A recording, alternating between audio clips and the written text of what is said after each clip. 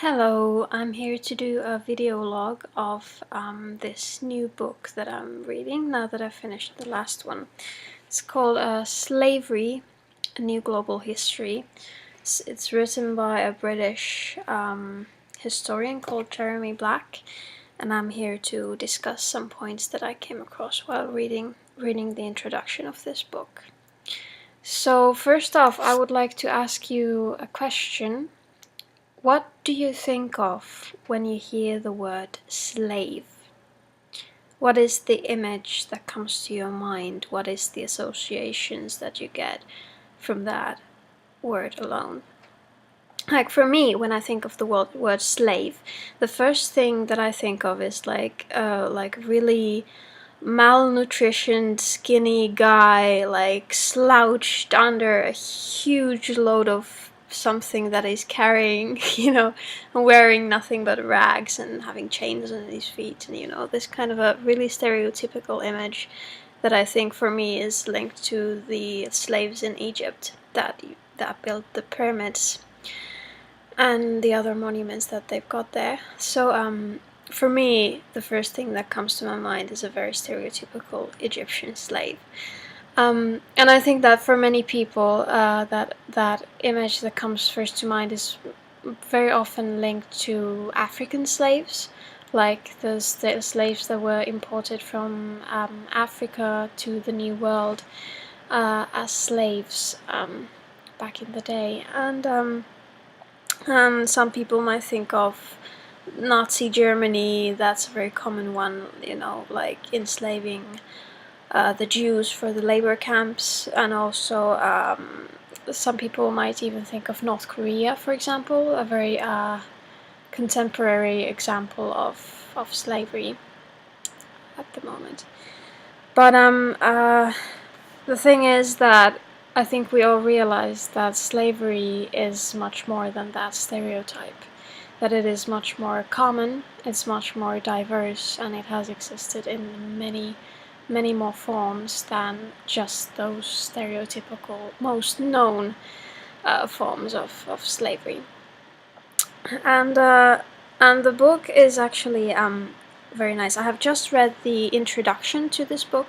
It says it's a brief history, and I really like the approach of the author here, because he recognizes the fact that slavery comes in many forms and many shapes and sizes.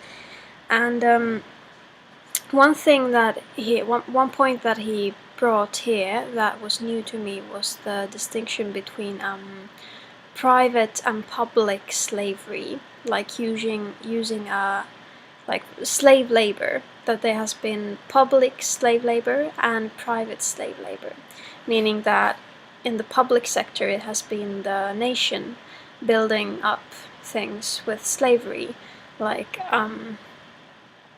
for example the pharaohs building up pyramids for themselves. That has pretty much been public slavery, and also like using slaves to build up your infrastructure, for example. That is a common type of public slavery. Whereas there has also been for as long as the free enterprises have existed, there has also been the private sector of slave labor, where slaves have been used for creating profit. And actually there is actually one quote in the book, in the introduction, that I would like to share with you. Pretty much it goes like this. Slavery in the Western world was a system of servitude driven essentially by free enterprise, and this situation also provided the crucial context for the slave trade in this world. It was a response to economic need and a product of the search for economic opportunity.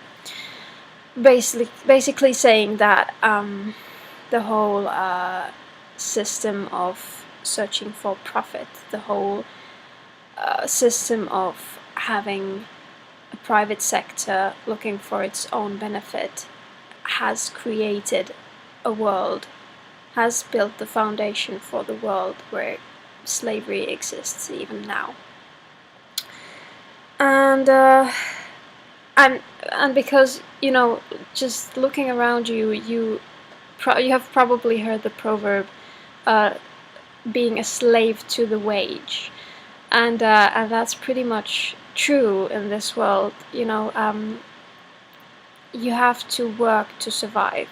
You know, it is not a privilege that is given to you. You have the opportunity to work and to build this world and to engage in it and to like participate in the workings of this world, but it is a must. It is something you have to do. If you do not do it, you will die.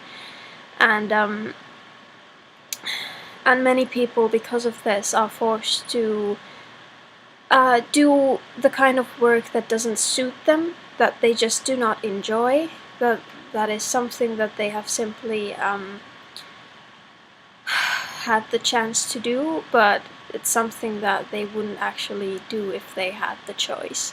So that's where we have a huge problem in the world today, because people are essentially slaving to the wage